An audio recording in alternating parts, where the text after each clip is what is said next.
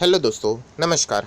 SM किसी channel में मैं आप सभी लोगों का दिल से बहुत बहुत स्वागत करता हूं। सो दोस्तों, इस वीडियो को स्टार्ट करने से पहले अभी का लेटेस्ट वीडियो आप लोगों ने देखा होगा। एक और ज़बरदस्त ब्रेकिंग न्यूज़ यहाँ पे आ चुकी है टाटा मोटर पावर से रिलेटेड। तो इस वीडियो को देख सकते हो, लिंक नीचे डिस्क्रिप्शन में मिल जाएगी। फर्स्ट टाइम विजिट किया चैनल को सब्सक्राइब कर लेना and free stock market classes इस चैनल को भी सब्सक्राइब कर सकते हो। कल सुबह 10:30 बजे इस चैनल के ऊपर बहुत ही इंपॉर्टेंट वीडियो आने वाला है। लिंक ऊपर आई बटन पे नीचे डिस्क्रिप्शन में मिल जाएगी। सो चले दोस्तों, फिलहाल इस वीडियो को स्टार्ट कर लेते हैं। सो दोस्तों, अभी हम लोग आ चुके हैं बिल्कुल हमारे नॉर्मल स्क्रीन के ऊपर। एंड दोस्तों, यहाँ पे हम लोग बात करें, मैंने आप लोगों को बहुत बार चीज़ें बताई है कि मार्केट में बहुत सारी खबरें आती रहती हैं। सरकार के द्वारा अलग अलग स्कीम्स आते रहते हैं, सरकार के द्वारा अलग अलग न्यूज़ सामने आते रहते हैं। अलग अलग अगर हम लोग देखेंगे, कोई ना कोई प्रोजेक्ट का लॉन्च होता है, राइट, कहीं से तो बड़ा पैकेज सामने आता है। सो ऐसी जो खबरें आती है दोस्तों, हमेशा हम लोगों ने क्या करना होता है, उनके ऊपर फोकस रखना होता है। एंड ये चैनल है स्टॉक मार्केट से रिलेटेड, इन्वेस्टमेंट से रिलेटेड। सो हमेशा आप लोगों का एक थिंकिंग पैटर्न होना चाहिए कि आज अगर यहाँ पे ये न्यूज़ सामने आई है तो उसका फ़ायदा कौन से स्टॉक को हो सकता है, कौन से सेक्टर को हो सकता है, सरकार का इशारा कौन से और जा रहा है, इसका हम लोगों ने एक अंदाज़ा लगाना होता है। चाहे वो न्यूज़ डायरेक्टली हिट ना करती हो, बट इनडायरेक्टली ज़रूर हमें कोई ना कोई संकेत दे सकती है। जैसे कि बीच में हम लोगों ने एक बार देखा भी था, किससे रिलेटेड, कि सरकार चाइना के अगेंस्ट बहुत ज़्यादा एग्रेसिव हो चुकी थी। बीच में हम लोगों ने देखा था, बहुत सारे ऐप्स बैन किए थे, कुछ पॉपुलर ऐप्स थे जैसे कि टिकटॉक बैन किया था, पबजी बैन किया था। तभी मैंने आपको कहा था कि आप चाहो तो डिक्सन टेक के ऊपर फोकस रख सकते हो, क्योंकि चाइना को टक्कर देने के लिए स्मार्टफोन में ये कंपनी बहुत शानदार है। सो ऐसे कुछ कंपनी हम लोगों ने आइडेंटिफाई की थी एंड उसका फ़ायदा भी हुआ था। सो वैसे ही दोस्तों, अगर आज के दिन की अगर हम लोग बात करें, आज आप सभी लोगों ने देखा होगा कि प्राइम मिनिस्टर जी ने एक स्पीच यहाँ पे दिया था। एंड वो स्पीच अगर हम लोग यहाँ पे कहे तो यहाँ पे वो किससे रिलेटेड था, तो आप देख सकते हैं, PM Modi's big defence move to make India world's biggest military power. Yes दोस्तों, यहाँ पे हम कह सकते हैं आज के दिन जो प्राइम मिनिस्टर जी का जो स्पीच था वो डिफेंस से रिलेटेड था। आप सभी लोगों को पता है, डिफेंस में अगर देखा गया तो हम लोग बहुत लार्ज इंपोर्टर है, हम लोग बहुत सारे हथियार बाहर से मंगाते हैं। एंड अगेन उसके लिए पेमेंट करना पड़ेगा, तो बहुत ज़्यादा बिल भी हम लोगों का यहाँ पे बन जाता है। सो ऑब्वियसली यहाँ पे प्राइम मिनिस्टर जी ने भी यही कहा है कि हमें क्या करना है, make in India military power की अगर हम लोग बात करें, ये सारी चीज़ें अभी इंडिया में होनी चाहिए। एंड इसीलिए उन्होंने यहाँ पे क्या किया है, PM Modi to launch 7 defence companies today. ये सारी कंपनियां हम लोग को यहाँ पे देखने को यहाँ पे मिल चुके हैं। मैं कोई बाजार से रिलेटेड ये बात नहीं कर रहा हूँ, बट इसका इशारा हम लोगों को यहाँ पे समझना है। ऑर्डिनेंस फैक्ट्री, इससे रिलेटेड भी बीच में मैंने आप लोगों को यहाँ पे बता चुका था, जहाँ पे डिफेंस से रिलेटेड हम लोग को बहुत सारी चीज़ें, रिसर्च एंड डेवलपमेंट्स देखने को यहाँ पे मिल जाते हैं। सो हम लोग कह सकते हैं आज के दशहरा के दिन है, आप सभी लोगों को यहाँ पे पता है। एंड इसी से रिलेटेड एक बहुत बड़ा अनाउंसमेंट यहाँ पे हो चुका है कि सरकार यही कह रहा है कि आप कुछ भी करो, अभी मेक इन इंडिया के ऊपर ज़्यादा से ज़्यादा फोकस रखो। एंड अभी का जो इशारा है वो कौन से सेक्टर की ओर यहाँ पे जा रहा है दोस्तों, मेक इन इंडिया, तो डिफेंस की ओर जा रहा है। तो अभी मैं ये नहीं कह रहा हूँ कि ब्लाइंडली जाके डिफेंस के स्टॉक उठाना शुरू करो, भारत डायनामिक्स की ओर निवेश करना शुरू करो, बिल्कुल भी नहीं। जो अच्छे कंपनीज है उनके ऊपर आप लोग फोकस रख सकते हो। एंड इस वीडियो में हम लोग उन्हीं स्टॉक्स से रिलेटेड अभी बात यहाँ पे करने वाले हैं।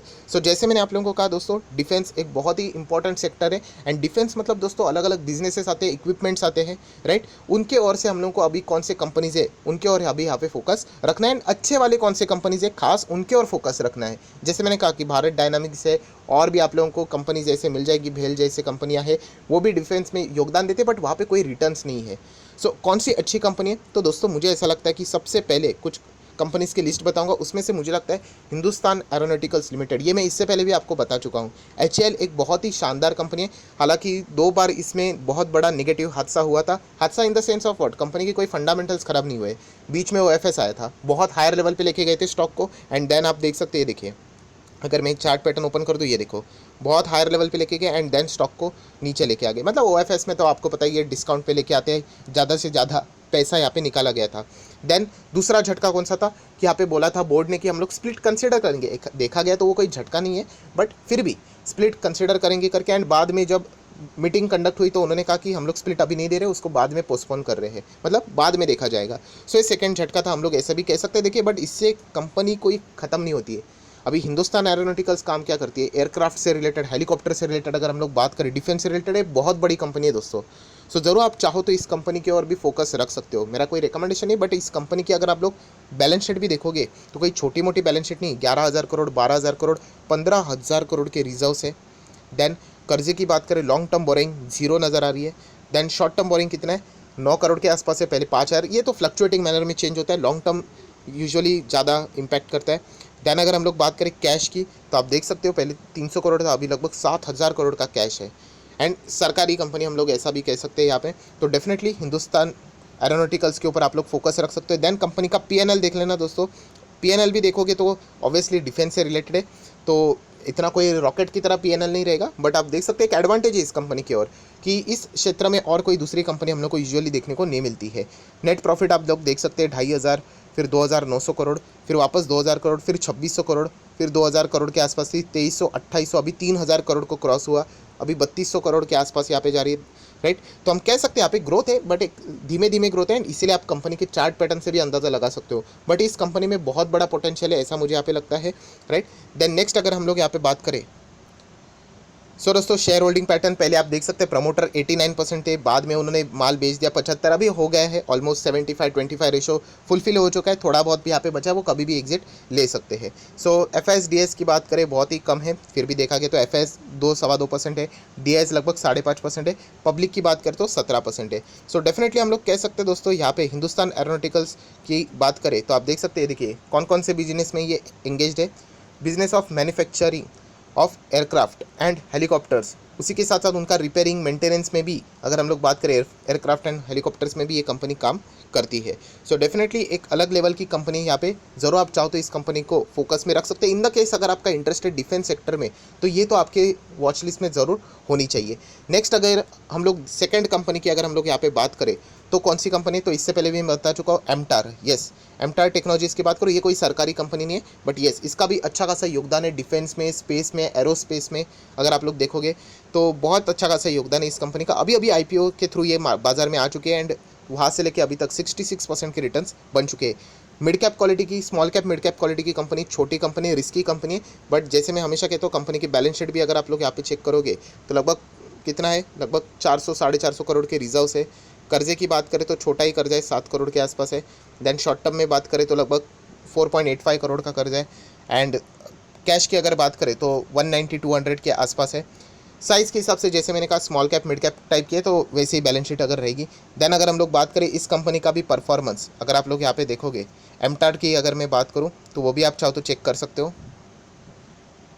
ये देखिए नेट प्रॉफिट यहाँ पे मैंने ओपन कर लिया है, पहले कंपनी माइनस में थी, फिर थोड़ा बहुत प्रॉफिट, फिर वापस डिफ़िकल्टी हो रही थी, वापस प्रॉफिट, देन वापस माइनस में, देन कंपनी वापस 15 करोड़ का लॉस, देन 5 करोड़, फिर 40 करोड़ के आसपास 31, and right now 46 crore. So obviously जैसे मैंने कहा छोटी कंपनी है, बट यहाँ पे कोशिश हो रही है कि यहाँ पे अच्छा खासा जंप दिखाया जाए।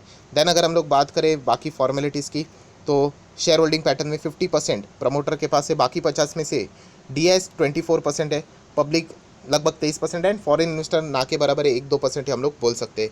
देन आप चाहो तो इनका वेबसाइट विजिट कर सकते हो, आप देख सकते हैं यहाँ पे इनका बिजनेस किससे रिलेटेड है। तो ये देखिए सिविल न्यूक्लियर पावर है, देन स्पेस में है, देन डिफेंस एंड एरोस्पेस, जैसे मैंने कहा था कि डिफेंस से रिलेटेड न्यूज़ है, इसीलिए मैंने इसको भी कवर यहाँ पे किया है।